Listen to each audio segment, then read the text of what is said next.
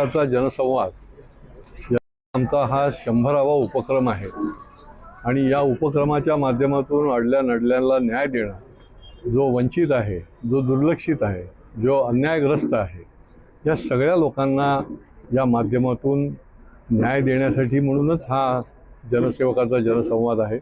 आणि हक्काने अनेक गरजू गरीब लोक किंवा वंचित की ज्यांच्यावर अन्याय झालेला आहे कोणाकडे बघत नाही, परंतु त्यांची विषय जो आहे तो न्यायी आहे, तो सोडवण्याचा आम्ही प्रयत्न करत असतो।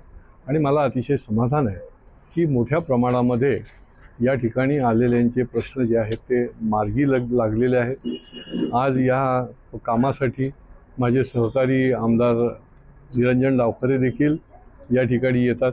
माझे सर्व कार्यकर्ते, सहकारी, नगरसेवक हे देखील या कार्यक्रमाच्या निमित्ताने मला सहकार्य करत असतात। अनेक विषय जे आहेत ते त्यांच्या माध्यमातून देखील येत असतात। हा खऱ्या अर्थाने सामान्यातल्या सामान्य माणसाला हक्काचं व्यासपीठ हेच या जनसंवादाचा कार्यक्रमाचा हेतू आहे। कुठल्याही भागातला सामान्यातला सामान्य माणूस थेट इथे येऊ शकतो, त्याला कोणीही अडवणार नाही आणि त्याचा प्रश्न जो आहे तो मांडू शकतो।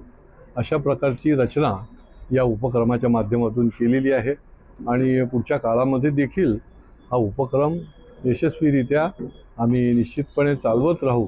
शेवटी आमचं काम पण आहे, कर्तव्य पण आहे आणि या भावनेने शेकडो हजारो लोकांना न्याय देणं आणि त्यांच्या प्रश्न, त्यांच्या समस्या सोडवणं हा आमचा हेतू आहे।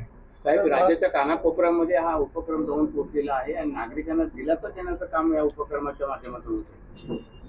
शेवटी निवेदन नुसतं घेऊन चालत नाही, तर त्याच्या पाठीशी उभं पण राहायला लागतं आणि त्याच्यामुळे सातत्याने एकेमागून एक चालू असल्यामुळे जर एक सोमवारी नाही सुटला तर शुक्रवारी देखील तो प्रश्न जो आहे तो समोर येतो आणि त्याच्यामुळे सरकारी कार्यालय असेल किंवा कुठल्याही तहसील ऑफिसपासून ते कमिशनरचं ऑफिसपर्यंत अनेक प्रश्न जे आहेत ते त्या माध्यमातून आम्ही सोडवतो आणि त्यामुळे हक्काने लोक येतात। आतापर्यंत किती अशी समस्या आपण उकल झाली त्याची? आता त्याची मोजणी तर काही केली नाही आहे, फक्त मांडणी केलेली आहे। आता त्याची मोजणी आणि त्याचा अहवाल देखील आम्ही लवकरच प्रसिद्ध करणार आहोत आणि त्याच्या माध्यमातून आपल्याला अनेक समस्या सुटल्याला बघायला मिळतील। काय प्रामुख्याने समस्या ज्या लक्षात राहणार? ही सामूहिक समस्या आहेत।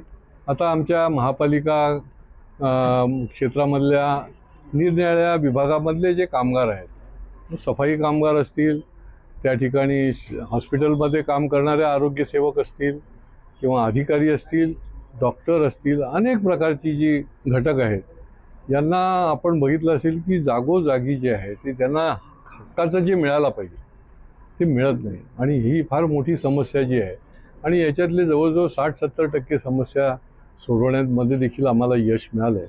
किंवा फसवणुकीचे जे विषय चाललेले आहेत, विकासक हे रहिवाशांना योग्य तो न्याय देत नाहीत आणि त्याच्यामुळे देखील समूहाच्या समूह जवळजवळ 4000 लोक याचे बळी पडलेले आहेत की विकासकांनी बेईमानी केली आणि त्यांना न्याय दिलेला नाही। किंवा SRAचे सामूहिक प्रश्न आहेत, त्याचे देखील लोक येऊन या ठिकाणाहून जे प्रश्न आम्ही सोडवलेले आहेत। अशी विविध शैक्षणिक असतील, सामाजिक असतील किंवा काही क्षेत्राचे असतील। आता परवाच बघा, वन विभागाने गेट लावून टाकलं आणि तिथल्या हजारो लोकांचा रस्ताच बंद झाला होता आणि रस्ता बंद झाल्यामुळे त्यांचं दैनंदिन सगळंच बंद झालं होतं। तर आम्हाला त्यांची ही जी काही गरज आणि जी आवश्यकता लक्षात येतात, वनमंत्र्यांशी आम्ही माझं बोलणं झालं, अधिकाऱ्यांशी बोलणं झालं आणि अक्षरशः 48 तासामध्ये त्या ठिकाणी आम्ही स्वतः त्या ठिकाणी जाऊन ते गेट उघडलं आणि त्या लोकांचा रस्ता जो आहे तो मोकळा झाला। अशा काही तात्कालिक गोष्टी ज्या आहेत त्या देखील आपण या माध्यमातून सोडवू शकतो, पण कुठेतरी व्यासपीठ पाहिजे आणि हे व्यासपीठ जे आहे ते निश्चितपणे पुढच्या काळामध्ये देखील सामान्य लोकांना उपलब्ध राहील।